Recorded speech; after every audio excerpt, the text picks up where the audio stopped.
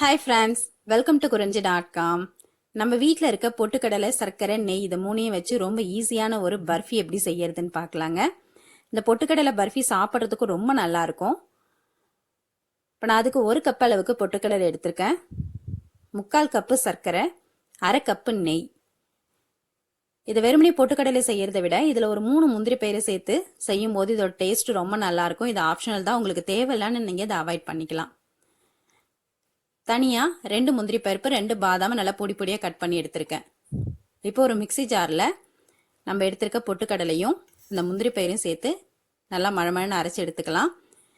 நான் வந்து ஏலக்காவை பொடி பண்ணி வச்சுருக்கிறதுனால இதில் போடலை. அப்படி இல்லைன்னா முழுசாக 2 ஏலக்காயும் போட்டு இதில் அரைச்சிட்டோம்னா நல்லா கம கமகன்னு வாசனையாக இருக்கும். இது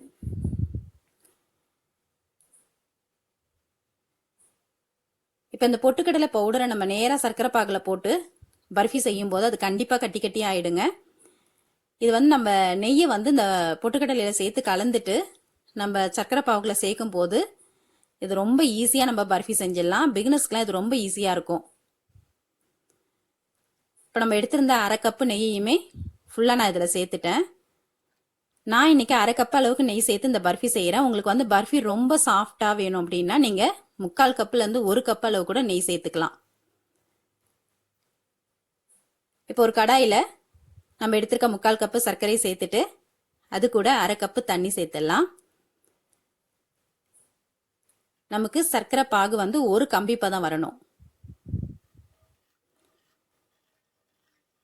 நம்ம அந்த கம்பி பதம் வர்றதுக்கு முன்னாடி இதில் நம்ம அந்த கலந்து வச்சிருக்க பொட்டுக்கடலை விழுதை சேர்த்து கலந்தோம்னா நமக்கு அந்த பர்ஃபி வந்து செட் ஆகிறதுக்கு ரொம்ப டைம் எடுக்கும்.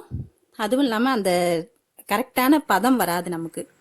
அதனால ஒரு கம்பி பதம் வந்ததுக்கு அப்புறம் தான் நம்ம கலந்து வச்சிருக்க பொட்டுக்கடலை இதில் சேர்க்கணும். இப்போ நமக்கு கம்பி பதம் வந்துடுச்சு. இந்த ஸ்டேஜில் நம்ம நெய் ஊற்றி கலந்து வச்சிருக்க இந்த பொட்டுக்கடலை பவுடரை இதில் சேர்த்துடலாம்.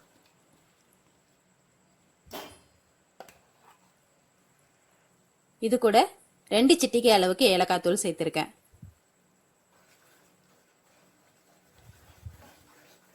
இப்போ நம்ம எடுத்திருக்க அளவுகள் எல்லாமே நம்ம வீட்டில் இருக்க ஏதாவது ஒரு கப் எடுத்துக்குங்க. அதில் 1 கப்பு பொட்டுக்கடலை எடுக்கிறீங்கன்னா 3/4 கப்பு சர்க்கரை, 1/2 கப்பு நெய். இந்த அளவில் அளக்கும் போது நமக்கு கரெக்டாக வரும். இப்போ இது கூட நம்ம பொடியாக கட் பண்ணி வச்சிருக்க அந்த நட்ஸையும் சேர்த்து நல்லா கலந்து விட்டுடுங்க. இது நம்ம பர்ஃபி சாப்பிடும்போது அங்கங்கே வாயில் கடிப்படுறது ரொம்ப நல்லாயிருக்கும்.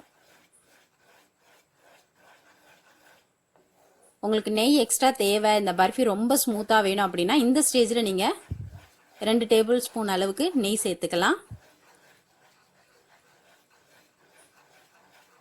நெய் கம்மியாக சேர்த்து ஸ்வீட் செய்யணும்னா இந்த மாதிரி ஒரு நான்ஸ்டிக் கடாயில் செய்யும்போது நமக்கு நெய் அந்த அளவுக்கு தேவைப்படாது.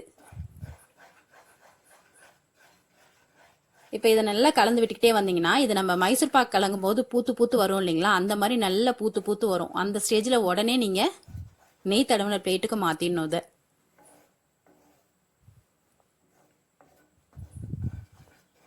நீங்கள் ரொம்ப நாடி வச்சு கலந்துக்கிட்டே இருந்தீங்கன்னா உங்களோட பர்ஃபி வந்து ரொம்ப ஹார்டாகிடும்.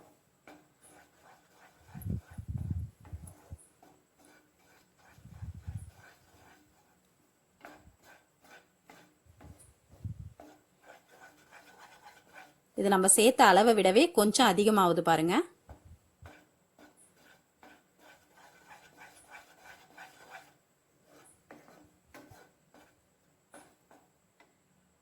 இப்போ இந்த மாதிரி நல்லா பூத்து வர டைமில் உடனே நம்ம ஒரு நெய் தடவின பிளேட்டுக்கு மாற்றிடலாம்.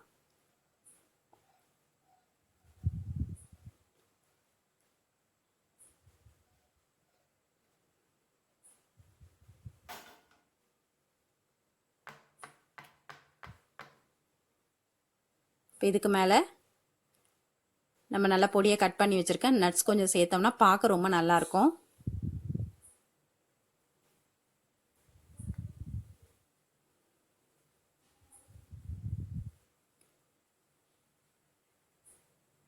இப்போ இது ஓரளவுக்கு ஆறுனதுக்கு அப்புறமா நமக்கு எந்த ஷேப்பில் தேவையோ அந்த ஷேப்பில் கட் பண்ணி விட்டுடலாம்.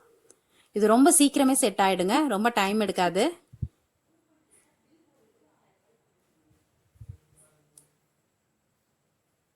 இப்போ நான் வந்து கட் பண்ணிட்டேன்.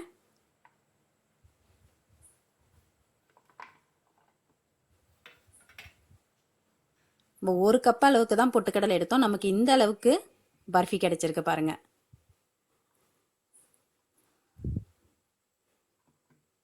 இது உங்களுக்கு மெலிசா தேவைன்னா காஜு கத்திலி மாரி மெலிசா கூட தட்டி விட்டுக்கலாம். நல்லா ஒரு பெரிய பிளேட்டில் வந்து நல்லா மெலிசா ஊற்றும் போது காஜு கத்திலி மாதிரியே இருக்கும் இது டேஸ்ட்டும். இப்போ நம்மளோட பொட்டுக்கடலை பர்ஃபி ரெடி. இந்த ரெசிபி உங்களுக்கு பிடிச்சிருந்தா லைக் பண்ணுங்கள், ஷேர் பண்ணுங்கள், சப்ஸ்கிரைப் பண்ணுங்கள். உங்கள் ஃப்ரெண்ட்ஸ் அண்ட் ரிலேட்டிவ்ஸோட இந்த வீடியோவை ஷேர் பண்ணிக்கோங்க. நன்றி, வணக்கம்.